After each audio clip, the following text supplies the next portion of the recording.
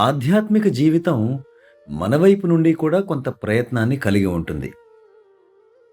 తరువాత అది మన జీవితంలో ఒక భాగమై సహజ సిద్ధంగా, స్వతహాగా అయిపోతుంది.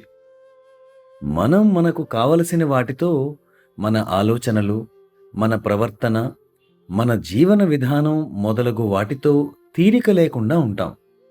మనం కొంత స్థాయిలో సాధన చేస్తున్నట్లయితే, ఉదాహరణకు మీరు ఒక మంచి టెర్రరిస్టుగా అవ్వడానికి సాధన చేస్తున్నారు అనుకోండి.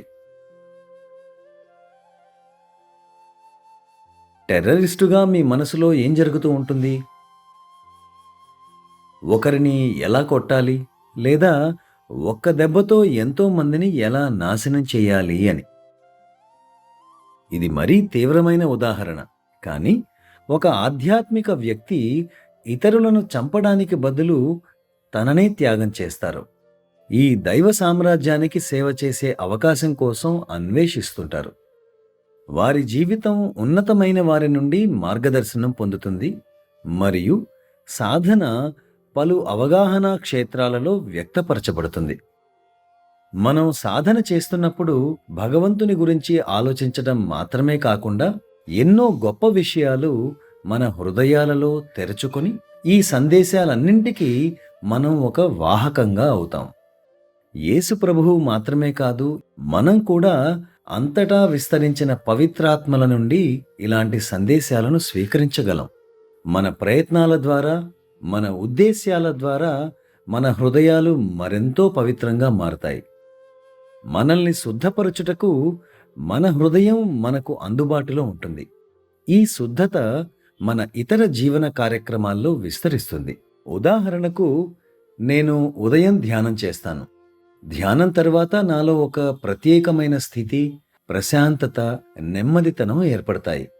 ఈ ప్రశాంతత స్పెక్ట్రం అంటే పరిధి మీలో ఉన్నట్లయితే, మీరొక శాస్త్రీయ అధ్యయనం చేయాలనుకుంటే, ధ్యానం చేసేవారిలో, సాధువుల్లో, దివ్యత్వాన్ని కలిగి ఉన్న వ్యక్తుల్లో, తీవ్రవాదుల్లో ఈ చైతన్యంతో కూడిన పెద్ద చైతన్య పరిధిని మీరు చూస్తారు. మీరు దేనిలో ఆసక్తి చూపుతున్నారు అనే దానిపై ఆధారపడి ఆ చైతన్య స్పెక్ట్రం మీలో కూడా భాగమవుతుంది. మీ కార్యకలాపాల్లో మీరు కొన్నిసార్లు పైకి లేదా క్రిందికి పడిపోవచ్చు, కానీ మీ సగటు చైతన్య స్థితి ఒకేలా ఉంటుంది మరియు ప్రతిరోజు మరెంతో మెరుగ్గా మారుతూ ఉంటుంది. ధ్యానం చేస్తుండటం వలన చైతన్యం మరెంతగానో శుద్ధమవుతుంది. ఇలాంటి చైతన్య స్థితిలో పనిచేసినా, కుటుంబ సభ్యులతో పరస్పరం మాట్లాడినా కూడా జీవితం ఎంతో బాగుంటుంది. See, I was a pharmacist. I practiced for many years. నేను ఒక ఫార్మసిస్టుని. న్యూయార్క్ నగరంలో, ముఖ్యంగా బ్రూక్లిన్లో చాలా సంవత్సరాలు 1984వ సంవత్సరం నుండి 2005వ సంవత్సరం వరకు ఫార్మసిస్ట్గా పనిచేశాను. నా దినచర్యలో భాగంగా నేను ఉదయం ధ్యానం చేసేవాడిని. తరువాత బ్రేక్ఫాస్ట్ చేసి పని చేయడానికి ఫార్మసీకి వెళ్ళేవాడిని. ఉదయం పని వేళలో మందుల దుకాణం తలుపు తెరిచే సమయానికి ప్రజలు అక్కడ వేచి ఉండేవారు. ముఖ్యంగా కొన్ని సందర్భాల్లో ఆలస్యంగా వెళ్ళినప్పుడు స్టేటిన్ ద్వీపాల నుండి బ్రూక్లిన్కు వెళ్ళడానికి ఊహించని పరిస్థితుల్లో ఎప్పుడైనా సమయం దాటిపోయేది. ఎలాగైతేనేంటి, ప్రజలు అక్కడ వేచి ఉండేవారు. ఎందుకు అని నేను ఆశ్చర్యపోతుండేవాడిని. ఎందుకంటే మీరు ప్రతి ఒక్క రోగితో సహనంతో వ్యవహరించే తీరు దీనికి కారణం. వారిపై శ్రద్ధ తీసుకుని, వారితో సమయం గడిపి, వారి సమస్యలు అన్నీ వినడం, మందులు ఇవ్వడం మాత్రమే కాకుండా మన గురించి, మన ఉద్దేశాలను ప్రశాంతమైన మనసుతో, ప్రశాంతమైన హృదయంతో పంచుకోవాలి. కొన్నిసార్లు చిన్న చిన్న వాద వివాదాలతో భరించలేని గొడవ జరిగిన సందర్భాలు ఉన్నాయనుకోండి, కానీ ఎక్కువసార్లు మనం వివరించాల్సి ఉంటుంది. కొందరు, ముఖ్యంగా వృద్ధులు, అసలు అర్థం చేసుకోరు. ఇన్సూరెన్స్ పాలసీలు తరచూ మారుతూ ఉంటాయి. కొన్ని మందులు దానిలో కవర్ అవుతాయి, కొన్ని కావు. ఎన్నో మార్పులు జరుగుతూ ఉంటాయి. మనం చెల్లించాల్సిన ధర అనూహ్యంగా పెరిగిపోతూ ఉంటుంది. అప్పుడు కాల్ చేసి బ్రాండ్ మార్చమని కోరాల్సి ఉంటుంది. కొందరు గ్రామీణ వృద్ధులు చాలా రఫ్ అండ్ టఫ్గా ఉంటారు.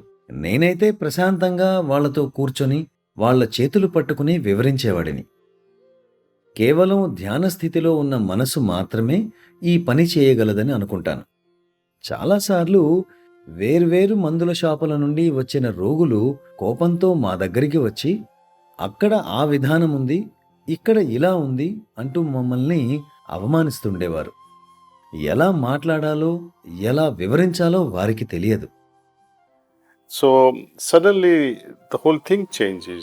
హఠాత్తుగా విషయాలు మారిపోతుంటాయి. ధ్యాన స్థితిలో ఉన్న మనసుతో పనిచేసేవారు ఎక్కువ న్యాయం చేయగలరని నేను అనుకుంటాను.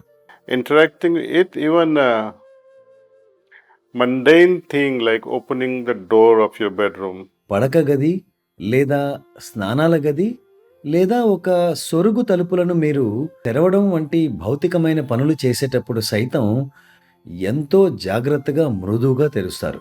ఇవన్నీ కూడా మన ఆధ్యాత్మిక జీవితంలో భాగమే అనుకుంటాను. spiritual life to me means not to create ripples.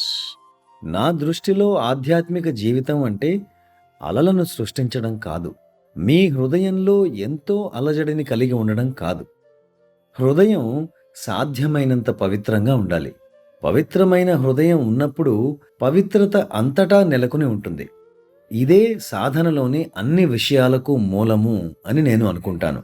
సాధన లేకుండా, ధ్యానం లేకుండా మీరు ధ్యాన స్థితిని కలిగి ఉండలేరు. ఆ ధ్యాన స్థితి లేకుండా మీరేమి అందిస్తారు? Same old stuff, same old henna.